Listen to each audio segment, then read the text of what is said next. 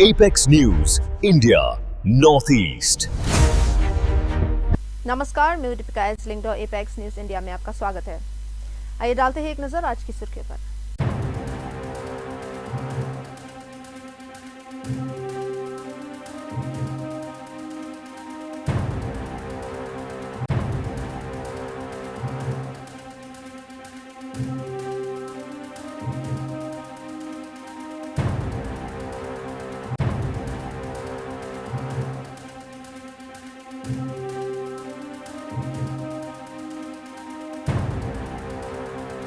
और अब खबरें विस्तार से।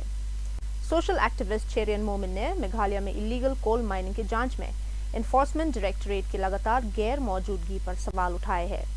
ये सवाल 5 फरवरी को रैट होल माइनिंग ब्लास्ट में 27 लोगों की मौत के बाद उठाए गए हैं।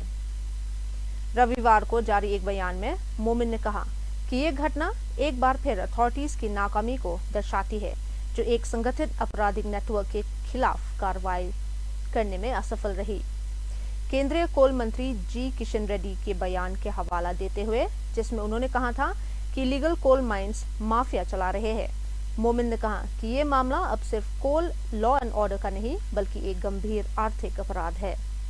उन्होंने सवाल उठाया कि इलीगल माइनिंग के पीछे की फाइनेंशियल नेटवर्क की जांच के लिए केंद्रीय एजेंसीज ने अब तक कोई कार्रवाई क्यों नहीं की।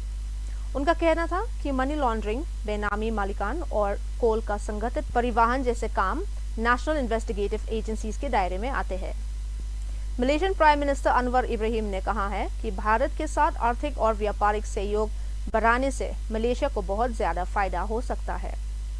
भारतीय प्रधानमंत्री के साथ जॉइंट प्रेस स्टेटमेंट के दौरान अनवर इब्राहिम ने भारत की तेजी से बढ़ती अर्थव्यवस्था और ग्लोबल ट्रेड में बढ़ती उपस्थिति को हाईलाइट किया।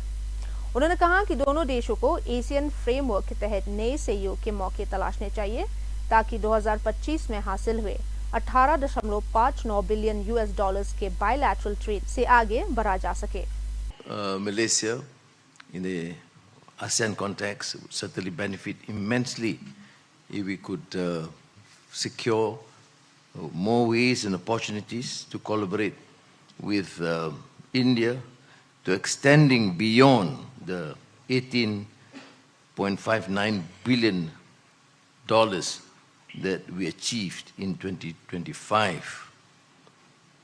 And one remarkable feat is this decision to use local currency as far as possible. And Bank Negara Malaysia and CBI has worked on this area for ringgit Malaysia and rupee in bilateral trade and investment. Similarly, in the digital connectivity, energy and semiconductor. Well, education remains pivotal.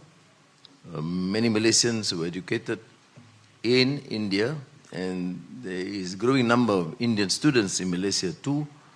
But since the last decade or so, under the premiership of my good friend Prime Minister Modi ji, you have seen the spectacular recognition of Indian centers of excellence, education. There's not only comparable, but many of them have achieved outstanding recognition beyond the known institutions in the West. And therefore, we would certainly explore this to increase the number of students in selected disciplines and fields to study in India. Assam के chief minister Himanta Biswa Sharma ने आरोप लगाया है कि कांग्रेस नेता गौरव गोगोई की पत्नी को भारत में रहते हुए पाकिस्तान से सैलरी मिलती रही और वे भारतीय राजनीतिक गतिविधियों पर रिपोर्ट भेजती थी। चीफ मिनिस्टर ने यह भी दावा किया कि उन्होंने पाकिस्तान के 9 बार यात्रा की, जबकि गौरव गोगोई खुद पाकिस्तान के इंटीरियर मिनिस्ट्री के निमंत्रण पर 10 दिन वहां रहे। सिपाझर कॉन्स्टिट्यूएंसी की पोथोरो घाट में परिवर्तन यात्रा के दौरान प्रतिक्रिया देते हुए गौरव गोगोई ने इन आरोपों को सख्ती से खारिज किया। गोगोई ने कहा कि चीफ मिनिस्टर ने राष्ट्रीय स्तर पर अपने आप को शर्मिंदा किया और प्रेस कॉन्फ्रेंस में पत्रकारों को मनाने में असफल रहे। उन्होंने आरोप लगाया कि सीएम असम के लोगों का अपमान कर रहे हैं और कहा कि एसआईटी रिपोर्ट में उनके परिवार से जुड़ी जमीन और भ्रष्टाचार का आरोप सामने आए हैं। एलिगेशंस क्या है, क्योंकि यहाँ पर सिटीजनशिप की भी बात आती है और जो 10 दिन की ट्रेनिंग की आपने बात कही है, एग्जैक्टली देखिए ये जो बात है इसमें I will just flag most important points. Gaurav Gogoi's wife worked initially in Pakistan in a particular organization. After marriage, she joined in India, but she was continued to be managed by the Pakistani authority, and she used to get salary from Pakistan through a pass-through mechanism. Sitting in India, taking salary from an enemy country, and submitting periodic report on the political development in India, these are matter of great concern. Simultaneously, she visited 9 times to Pakistan from India, as well as she took Mr. Gaurav Gogoi to Pakistan. The visa was given at the request of Ministry of Interior, and he stayed 10 days there. Now, how a MP from India can be invited by Ministry of Interior, and in how he spent that 10 days in Pakistan? These are the questions we have asked. Apart from that, Gaurav Gogoi surrendered the Indian passport of both of his children and facilitated getting British passport. His wife already has a British passport.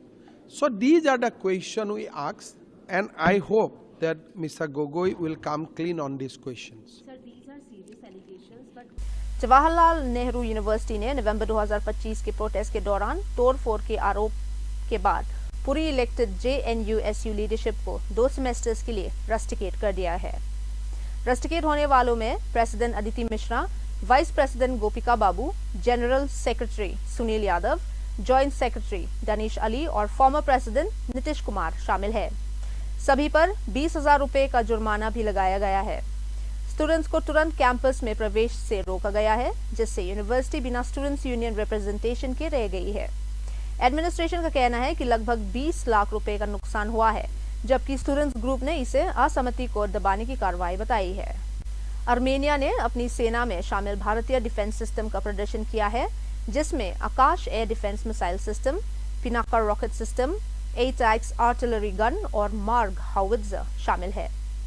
इस प्रदर्शन से global defence export market में भारत की बढ़ती पहचान को दर्शाया गया। पाकिस्तान ऑक्यूपाइड जम्मू एंड कश्मीर के रावलकोट से जैश-ए-मोहम्मद रैली के नए विजुअल्स सामने आए हैं। फुटेज में देखा जा सकता है कि मास्क्ड काडरे दिन दहाड़े खुलेआम मार्च कर रहे हैं, जिन्हें पाकिस्तान आर्मी की सुरक्षा मिलने का आरोप है। इस रैली में खुली मोबिलाइजेशन, प्रोपेगेंडा और भारत के खिलाफ जिहाद के नारे लगाए गए, जिससे सुरक्षा को लेकर गंभीर चिंता उत्पन्न हुई है।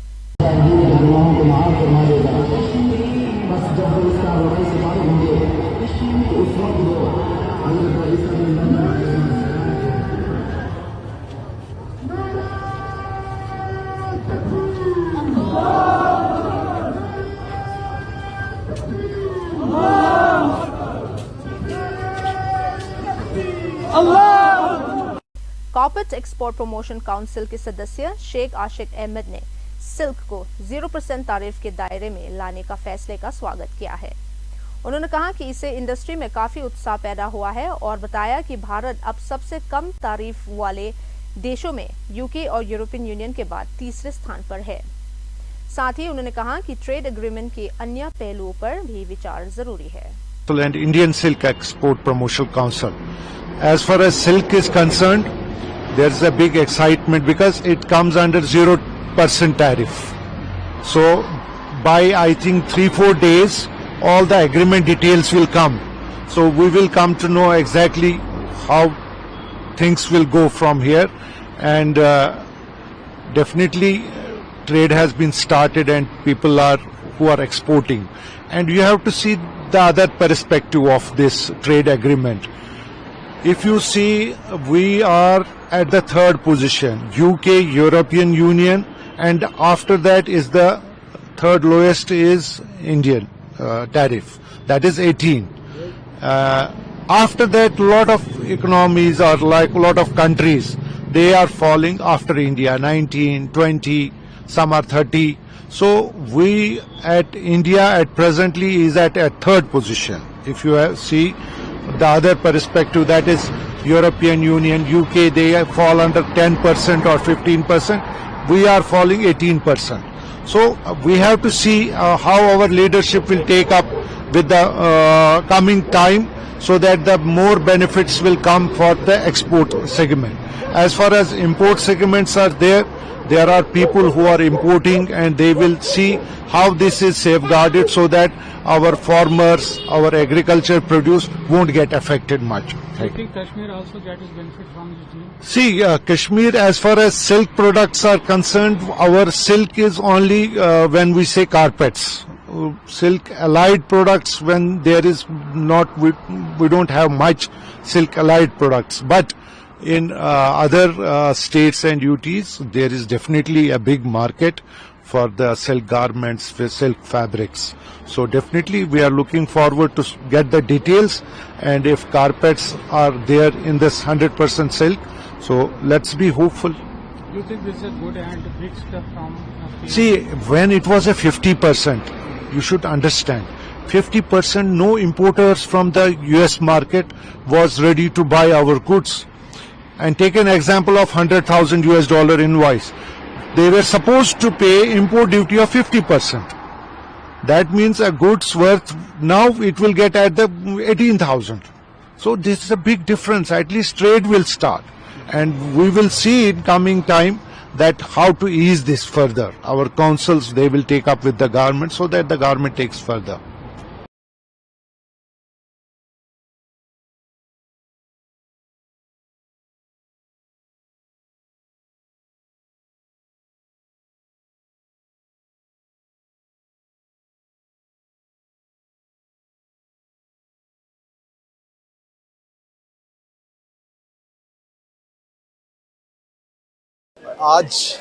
आज मैंने इंडिया नॉकआउट नाइट्स को शुरू किया है, और ये नॉकआउट नाइट्स इंडिया की पहली नॉकआउट नाइट्स होंगी जहां पे बॉक्सर्स को वो प्लेटफॉर्म मिलेगा जो यूएस में मिलता है, जहां पे बॉक्सर्स को अच्छे पैसे मिलेंगे और अच्छा प्लेटफॉर्म मिलेगा, अच्छी ऑडियंस मिलेगी। अब मैं बॉक्सिंग के हीरोज जिस तरह से मुझे जानते हैं, वैसे बॉक्सिंग के बाकी लोगों को जानेंगे। ये मतलब इंडिया में हर जगह इसकी फाइट नाइट्स हम कराएंगे। पहली फाइट मैं चंडीगढ़ में कर रहा हूँ, दूसरी बिल्लारी कर्नाटका में होगी, तो ऐसे करके बहुत सारे प्लान है, तो जगह जगह फाइट्स होंगी हर महीने। फैंस को कहूँगा भाई, जैसे आप सपोर्ट करते हो ऐसे सपोर्ट करते रहो, जैसे आप लोगों ने मुझे किया, आने वाले बॉक्सर्स को भी ऐसे ही करो। अयोध्या की एक महिला ने राम मंदिर के प्रति कृतज्ञता व्यक्त करते हुए कहा कि इसने उन जैसे कई लोगों को रोजगार का जरिया दिया है। उन्होंने कहा कि धार्मिक पर्यटन के जरिए लोग अपनी जीविका चला रहे हैं, जो उन सवालों का जवाब है जो मंदिर के आर्थिक लाभ पर उठाए जा रहे हैं। राम मंदिर बनने के बाद क्या कुछ नए बदलाव आए? बहुत अच्छी बदलाव आया है, गरीबों का पेट भर जाता है, बच्चों को पढ़ाई लिखाई हो रही है, कचू मकान भी बना लिया है। इसी पैसे से मकान बना लिया? इसी पैसे से मकान बना लिया है। टीका लगा कि आपने मकान बना लिया। नोएडा इंटरनेशनल एयरपोर्ट के लिए जमीन अधिग्रहण के बदले बड़ी राशि पाने वाले जेवर के कई किसान अब मुश्किलों का सामना कर रहे हैं। कभी महंगी गाड़ियां, बंगला और गैजेट्स खरीदने वाले कई लोग कह रहे हैं कि उनकी जमा पूंजी खत्म हो चुकी है, न नौकरी है और न ही रोजाना खर्च पूरा हो पा रहा है। मुआवजा मिला था? मुआवजा मिला कितना? हम पे 18 बीघे। 18 बीघे 20 लाख के हिसाब से? हाँ जी। कितना मिला था आपको? 3 करोड़ 60 लाख। कितना बचा है?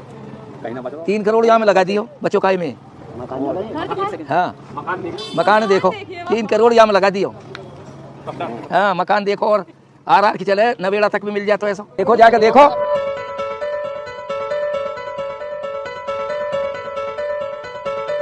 हाँ जी खुश है, मालिक की कृपा है, कमी नहीं किसी बात की। तो आपको करोड़पति कह सकते हैं? जहाँ पर 4 बीघे खेत है वो भी करोड़पति है। आपको कितना खेत है?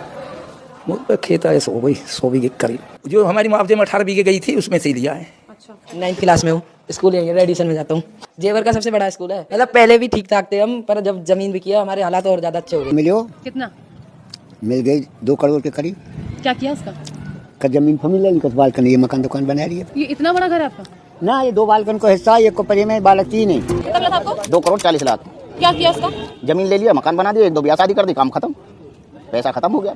किसानों पे यहाँ 6 गांव जो थे, इन पे कुछ नहीं है इस टाइम, बिल्कुल बेकार पड़े 6 होगा। मुआवजा कितना मिला था आपको? 5 करोड़ ली थी आपने गाड़ी? हाँ ली ही। कौन सी? थार लिए 2 हमारे पे, थार 2 हैं। चल रही है थार? चल रही है, पेट्रोल है, मालूम मौज का खेत पावा जावे है वजह का। खेत में जाने के लिए आप थार से जाते हैं? और खा करे बचा है पैसा अब ना बच रहा पैसा। बालक पढ़ने जाते थे तीनों, फीस इतनी महंगी है, भरी नहीं जा रही थी कि जॉब लग जाएगी उसके बाद फिर देख लेंगे, फिलहाल गाड़ी बेच देते हैं, गाड़ी बेच दी। तो आप अब क्या करते हैं? अब कुछ नहीं, अब ताश खेलते हैं, कुछ नहीं करते। हाँ 2 करोड़ 40 लाख रुपए मिले, पैसा तो खत्म अब ना, फिलहाल पैसा खत्म, टाइम काट रहे जी अब तो।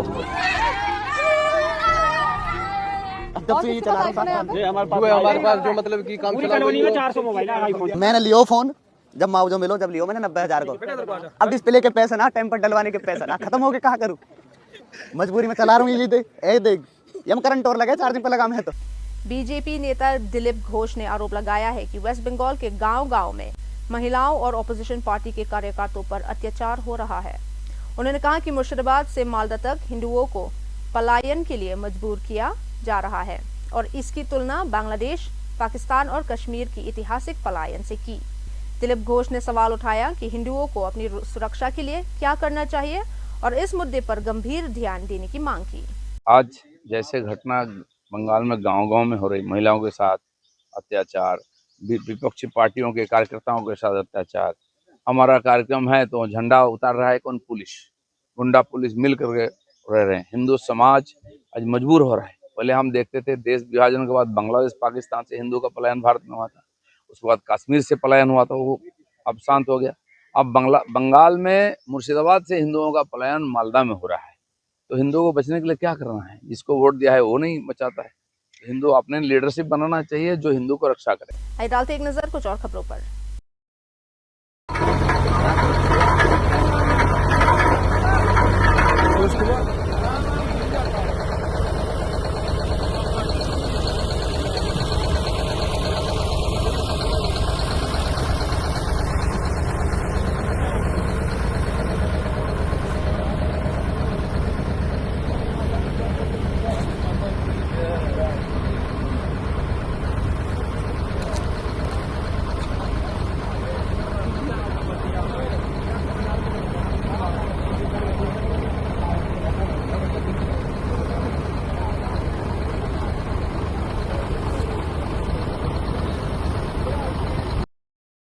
May I invite the Minister of Foreign Affairs of Malaysia and Minister of External Affairs of India for the exchange of 6 documents.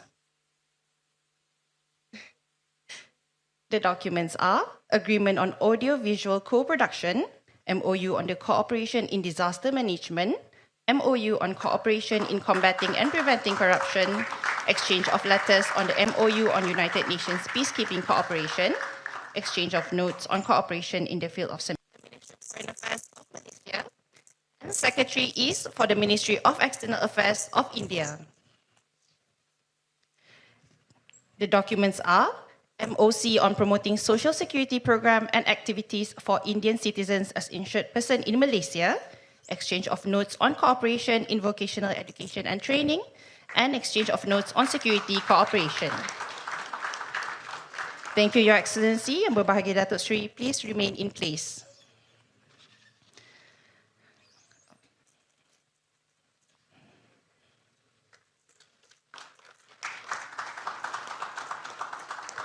May I invite both co-chairs for the Malaysia-India CEO Forum to submit.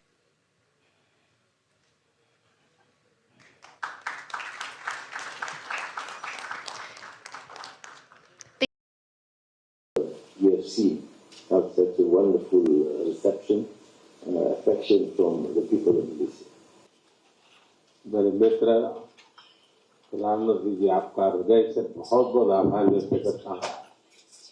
जिस प्रकार से मेरा और मेरे delegate का स्वागत किया गया, और मैंने देखा है कि परंपराओं से हट करके एक प्रकार से मलेशिया के जीवन को आपने इन कुछ ही घंटों में बहुत बखूबी प्रस्तुत किया और इतने बढ़िया तरीके से चीजों को ऑर्गेनाइज किया, वो हमेशा हमें से याद रहने वाली है। और इसके लिए मैं हृदय से विशेष रूप से आभार व्यक्त करता हूँ। और एक मित्रता क्या होती है, मित्रता की ऊंचाई और गहराई क्या होती है, ये मैं पूरी तरह अनुभव कर रहा हूँ और इसके लिए मैं आपका बहुत बहुत आभारी हूँ। एक्सेलेंसी, ये मेरा सौभाग्य है कि प्रधानमंत्री के रूप में मुझे तीसरी बार मलेशिया आने का मौका मिला है और हमारी मित्रता ऐसी है कि आपके कार्यकाल में मुझे चौथी बार आपको मिलने का मौका मिल रहा है। ये भी अपने आप में हमारी गति और सक्रियता दिखाता है।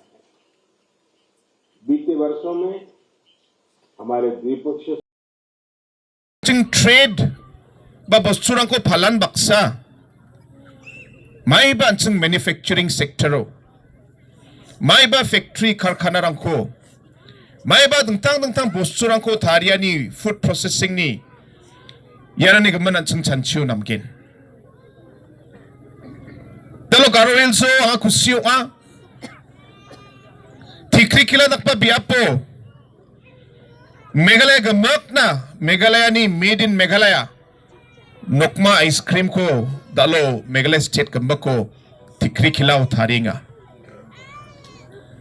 रोंगरा एरियाव दालगपा कारखाना अंचं बांग्लादेश baksa इंटरनेशनल बॉर्डर दोंगा आरो बांगा बिया प्रांगन महेंद्रगंज नोंजा देबा दालु एरिया नाकनी बाकमारा साइटो गासवापारा साइट आरो जेंटे हिल्स खासी हिल्स बा या दक्पा प्रॉब्लम को पब्लिक रांग चाग्रोंगिंगा उनिगमन चिंगा सर्वे रांग को काटकेन तांगा यारंग को स्टडी का ए बादिया बादिया बिया प्रांगो आचंग गेट को रेना नंगीजा गताल रामा को आचंग मंदिरंग ना थारियो ना मतनोदे नंबतकेन ने मक्सोंगे चिंगा दाओ सर्वे रांग को काचिंगेन आरो यारंग को मतना द पेट थारा के काम रांग को बखाना चिंगा बचिंगात केन उना अग्रेबा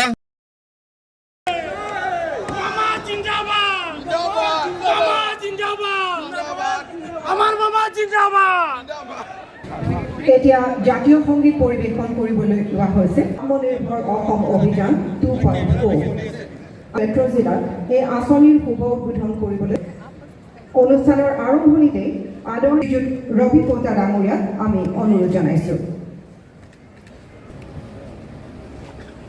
আজি পবিত্ৰ খবৰ 2024 বৰ্ষত CM টিবুলৰ অধীনত অসম চৰকাৰে ৰূপায়ণ কৰা CM টিবুলৰ যোগেদি 2024 মহামাৰীৰ ফলপ্ৰসূ আঁচনিৰ বাবে চিৰকৃতজ্ঞ আজিৰ অসমৰ যুৱ সমাজ। মাননীয় মুখ্যমন্ত্ৰী হিমন্ত বিশ্ব শৰ্মা মহোদয়ক ধন্যবাদ জ্ঞাপন কৰিছে।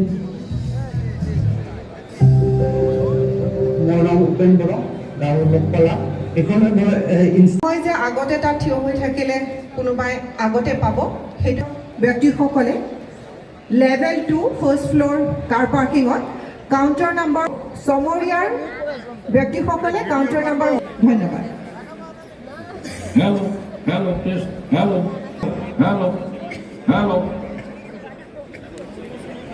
আৰু এই টকা দিয়া পিছত আমি ভাবিছো কিমান হ'ব নহব আৰু নিশ্চয় এই জনাব কিন্তু আমালি যদি আমি কৰি আছো এটো ফৰ্মাল সিস্টেমত কেনেকৈ যাব পাৰে যাতে এটা ব্যাংকে যদি ঋণ দিবলৈ বিচাৰে দিব পাৰে আৰু এটা উদ্যম পোৰ্টেল বৰি আছে তাতে ৰেজিষ্ট্ৰেচনটো এতিয়া আমি জবাবা 25,250 আমাৰ ৰাজ্যখনৰ ৭৫,০০০ যুৱক যুৱতীক এইবাৰ এই আঁচনিখনৰ জৰিয়তে আমি আৰ্থিক সহযোগিতা আগবঢ়াম। এই আঁচনি Today Assam government has initiated another landmark scheme. It's called Chief Minister Atmanirbhar Assam Asani. We are following the footstep of Prime Minister Atmanirbhar Bharat. We are making a small scheme called Atmanirbhar Assam. Under this scheme, 1 lakh youth will be given rupees 2 lakhs to start small business. Eventually, they will be connected with the PM Mudra and other national flagship schemes.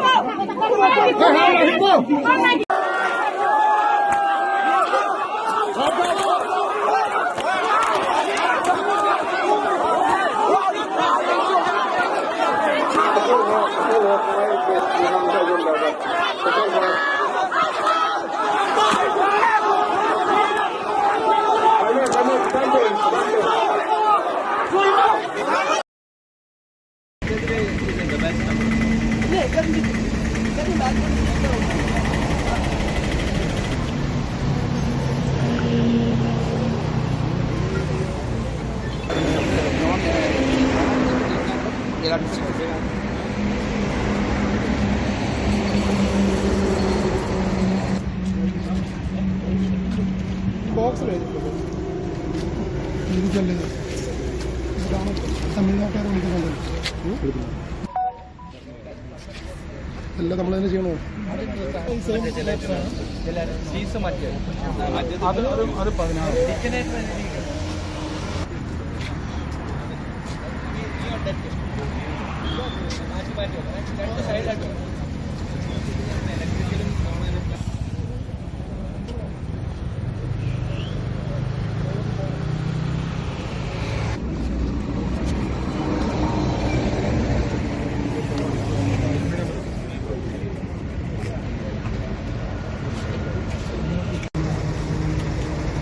16 കയറിക്കണ്ട.